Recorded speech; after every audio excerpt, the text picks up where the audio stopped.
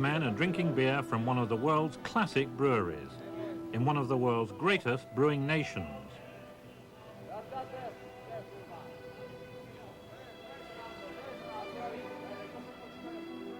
The beer is Pilsner. The nation is Bohemia.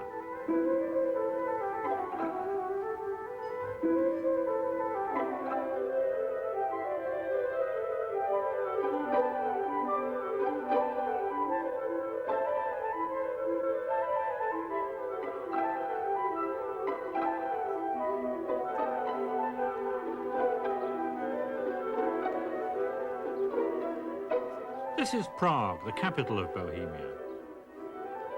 Bohemia has 1,000 years of brewing tradition. It may be the oldest beer region in Europe, and it's certainly the birthplace of modern brewing.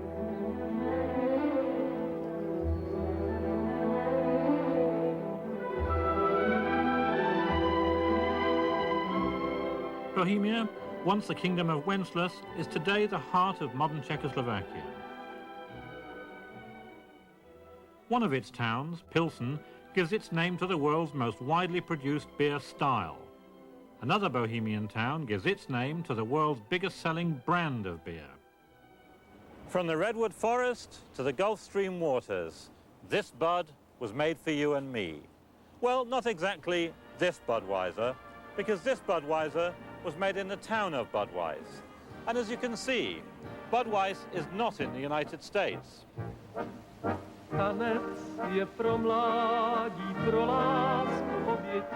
In Czech, the town of Budweis is called Česká Budějovice.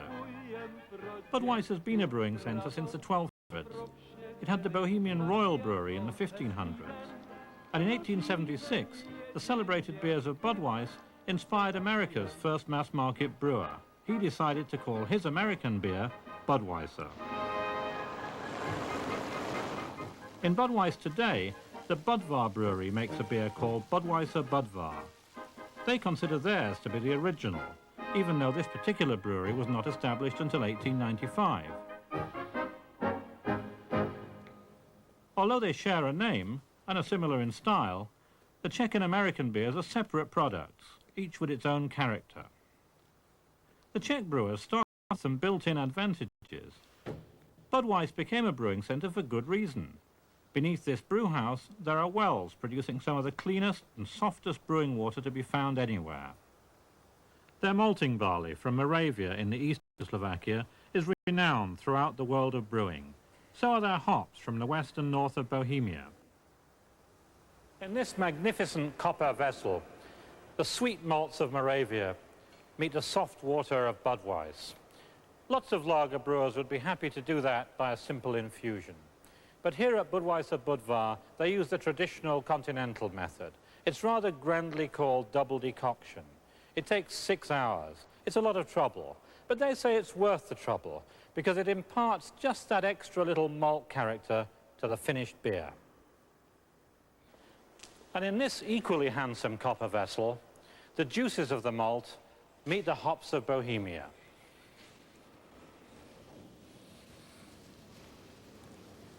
Many modern brewers use hop extracts or hop pellets.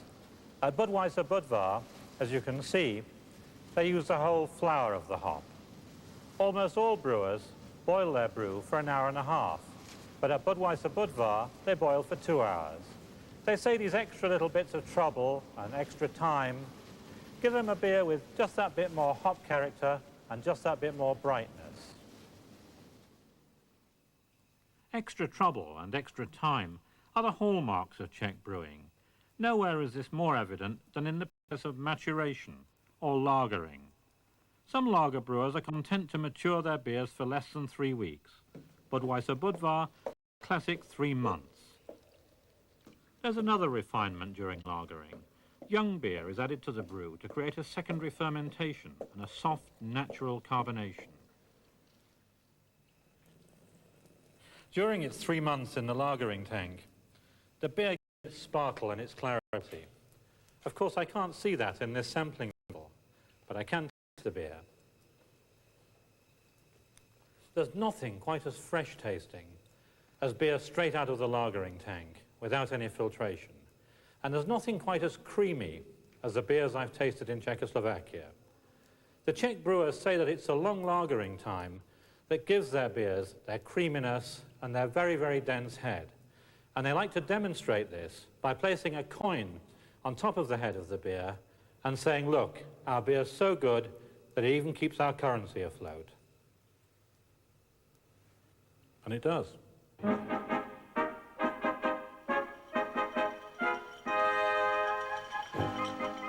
Budweiser Budvar is widely exported and enjoys considerable success with the otherwise chauvinistic beer drinkers of West Germany.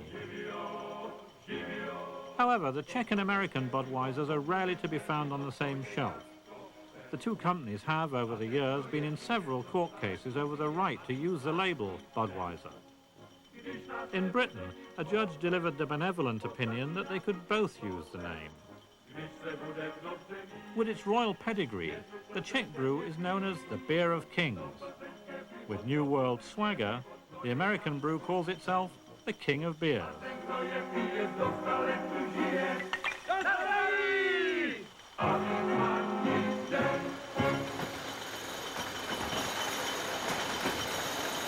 Can both of the Budweisers find a way of existing together in the world?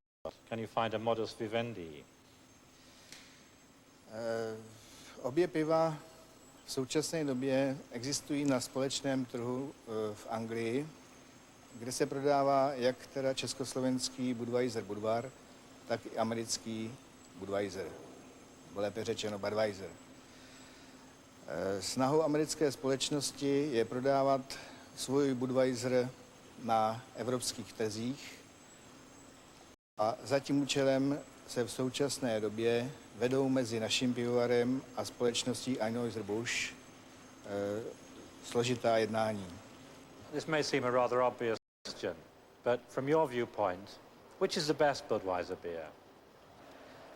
No, my si myslíme, že náš Budweiser je nejlepší pivo. Americké pivo má samozřejmě svoji kvalitu, ale evropský konzument podle mého názoru je zvyklý na pivo typu našeho Budweiser Budvaru. Czech Budweiser is a little fuller in both body and flavour than its American namesake, both maltier and hoppier, although the Americans do like to add a dash of Czech hops. Czech hops are used all over the world, even in other hop-growing countries. The centre of cultivation is the town of Žatec in northwestern Bohemia. This is one of the world's oldest hop-growing regions.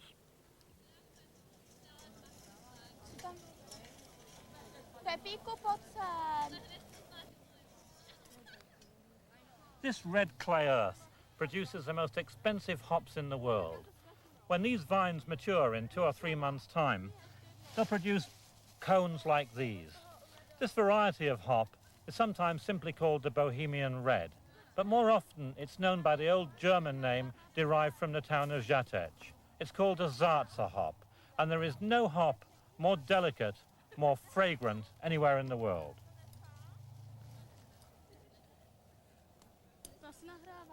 In most beers, at least 2 different varieties of hop are used, one to impart dryness or bitterness, the other to confer aroma. The hops grown in Žatec are aroma hops, and they're especially used in lager beers. The soil around Žatec is rich in iron, the rainfall is light, and the air is dry. These circumstances make for hops that are low in bittering acids, but high in tannins, resins, and essentials. Some people argue that the gentle touch of Bohemian womanhood plays its part too. The hops are caressed twice over. The students who train the vines in May will be back to help harvest the cones in August. The hops are the seasoning in beer, but the basic raw material is barley malt.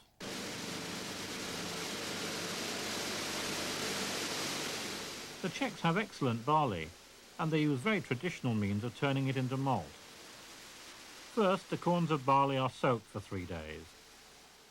Then they're spread out on stone floors to germinate, in cool, arched, almost Gothic.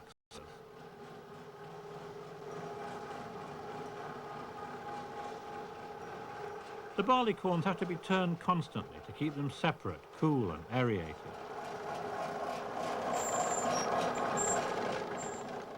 There are more mechanized systems, but many Czech maltings still use the old floor method. The same system can be found in some of the more remote Scottish malt whisky distilleries. As the barley begins to sprout, it's ready to give up its natural fermentable sugars. Then it's dried to a crunchy, biscuity consistency.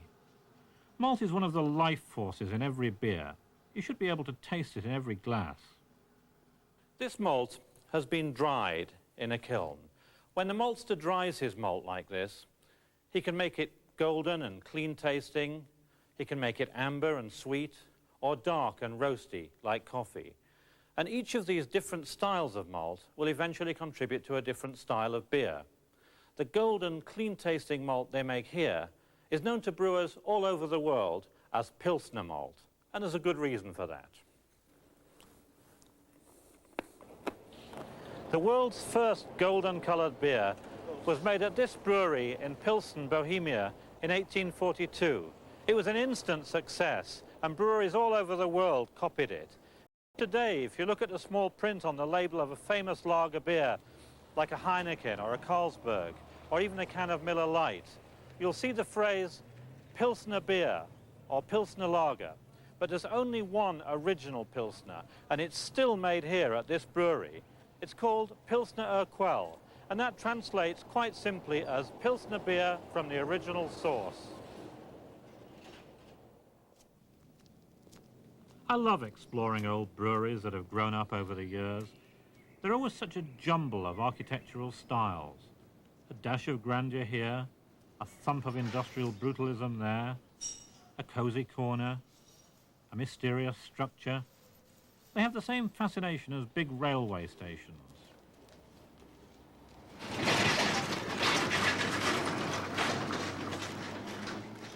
Pilsner Urquell is like a sprawling city of beer, all movement and muscularity and people going about their own curious concerns.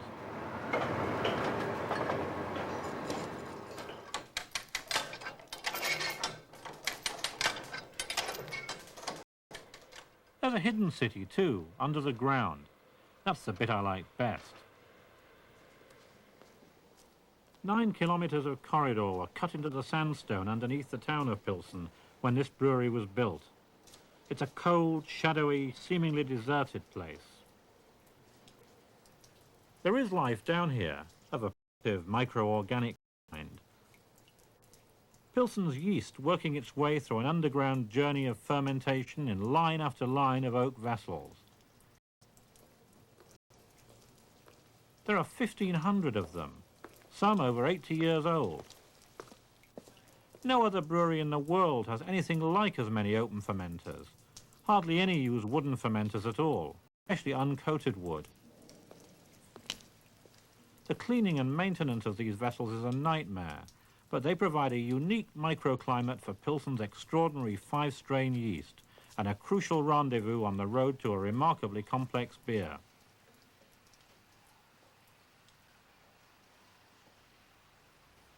These open wooden fermenters are a legend in the brewing business.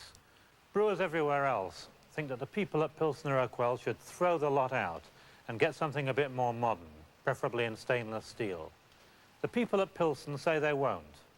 Their beer was the original, it's a classic, it tastes good. Why change anything that would jeopardize that? When the beer is in the fermenters, it's full of enough living yeast to coexist with any microorganisms in the wood. When it goes into the lagering vessels for a longer 3-month stay, no such risks can be taken.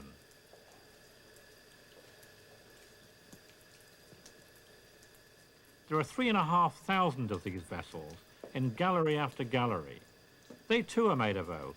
Each vessel is lined with a protective inner coating of pitch and can be only used for one brew before it must be brought back to the surface and repitched.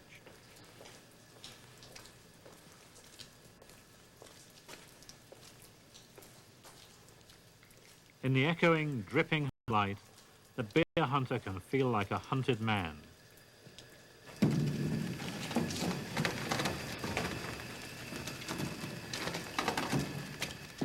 When they're full, the lagering vessels can each contain 5,000 litres of beer.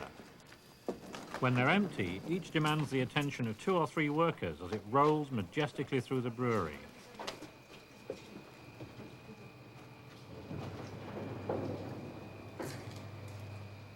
The lagering vessels are a commanding presence at Pilsen, both below and above the ground, and they have their own character-building rituals. In this fire-eating performance, the vessels have their old coating of pitch burnt out and melted. Nowhere else is there a brewery with such a fiery facility.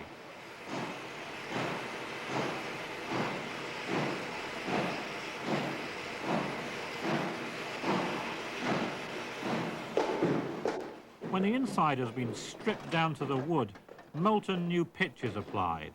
Then the vessels are rolled until the coating has spread into every crack and cranny. The process looks medieval, but it's another moment in the forging of a unique beer.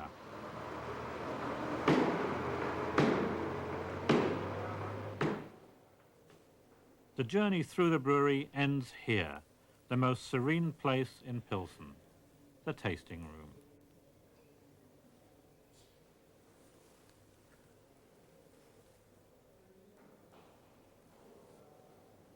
Lots of lager brewers seem to feel that any golden-coloured lager can be called a Pilsner, but a really good example of the style should have an alcohol content of between 4 and 5% by volume, a herbal, flowery hop aroma, and a long, dry, hoppy finish. There are good examples, of course, but for me, none has got quite the complexity and individuality of this one, the original. When the original Pilsner beer was first produced, it was the beginning of a new age in brewing. And today, golden lagers are still regarded as the most modern style of beer all over the world. Right down to the making of its own lagering vessels, the original brewery retains the craftsmanship that shaped its beer in the golden age. It's an expensive and time-consuming way to make beer, but the brewery is, in the language of modern business, quality-led. Pilsner beer first caught the public imagination because it was clear and golden at a time when all other beers were cloudy and dark. Clarity and colour became an issue when stoneware steins gave way to mass-produced glass. It's a that goes hand in hand with beer. The Bohemians were leaders in that field, but they're still better known for their hand-blown crystal. Glassblowers, working in conditions of intense heat, are among several categories of employees in Czechoslovakia who are given a special dispensation to drink beer while they work.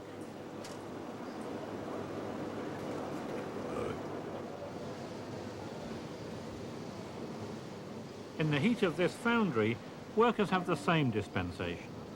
They slake their thirst with Pilsner beer, but with a low-strength version. It's a small beer, but a cherished one. The Bohemians have an intimate, fond relationship with beer. They have almost as many words for beer as the Eskimos have for ice. And half of modern Czech literature, from Haček to Hrabal, seems to be set in taverns.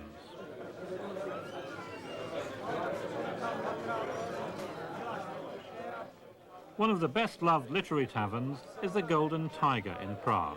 One of its habitués is journalist Ondřej Hejma. Is the Czech culture really a culture of a beer culture or a tavern culture?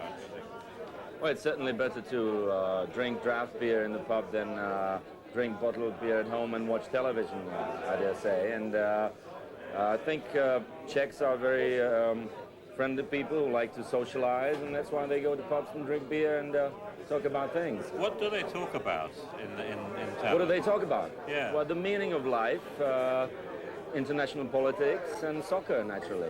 And they all know what's the best solution. In Britain, I think beer is a social phenomenon. In Belgium, it's a gastronomic phenomenon.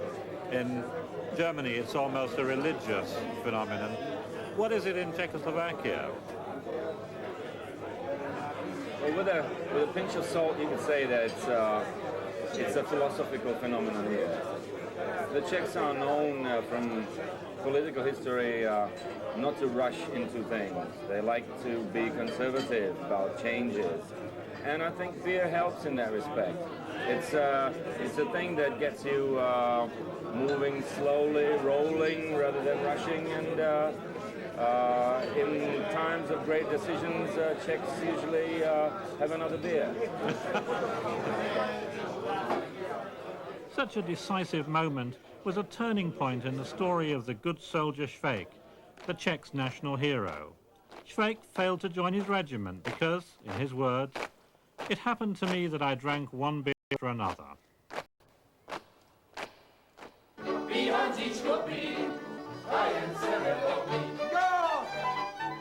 Even when decisions are concluded, they tend to be sealed with a beer. At a traditional Bohemian wedding, Bohemia's great traditional drink adds its own music to the ritual. How will this marriage be blessed? The Czechs have a heartfelt earnestness about such matters, as you can see from this elegant inscription on the walls of a famous Prague tavern. "Blessed is the mother who gives birth to a brewer." The customers have been bearing witness to that for quite some time, drinking a style of beer that's older than Pilsner Urquell or Budweiser Budvar.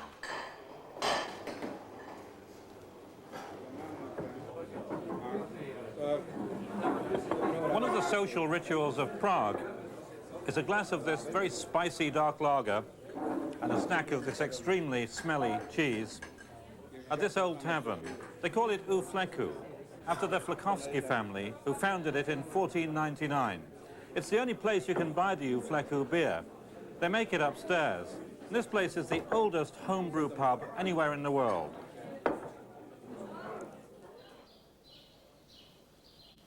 U Fleku brings together under one roof the Czech devotion both to taverns and to breweries. In the nation's capital, it's a living example of both, dating from the Holy Roman Empire, yet constantly, imperceptibly renewed.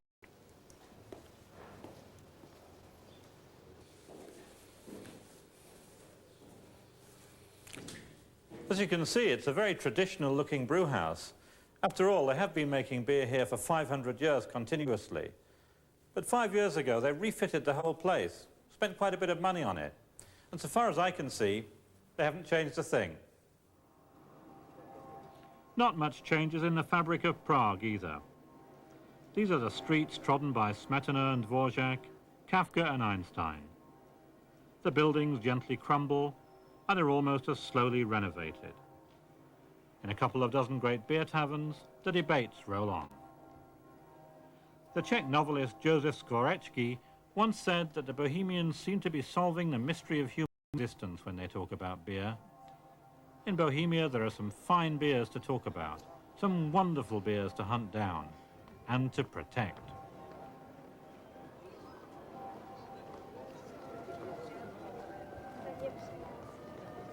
The Kingdom of Wenceslas has many claims to being one of the greatest brewing regions. Whenever I visit a brewery in Czechoslovakia, especially one like Pilsner Urquell, I feel less of a beer hunter than a conservationist. As the Eastern European countries become more economically competitive, there's bound to be pressure on the Czechs to modify or abandon their very traditional brewing methods. I hope they don't.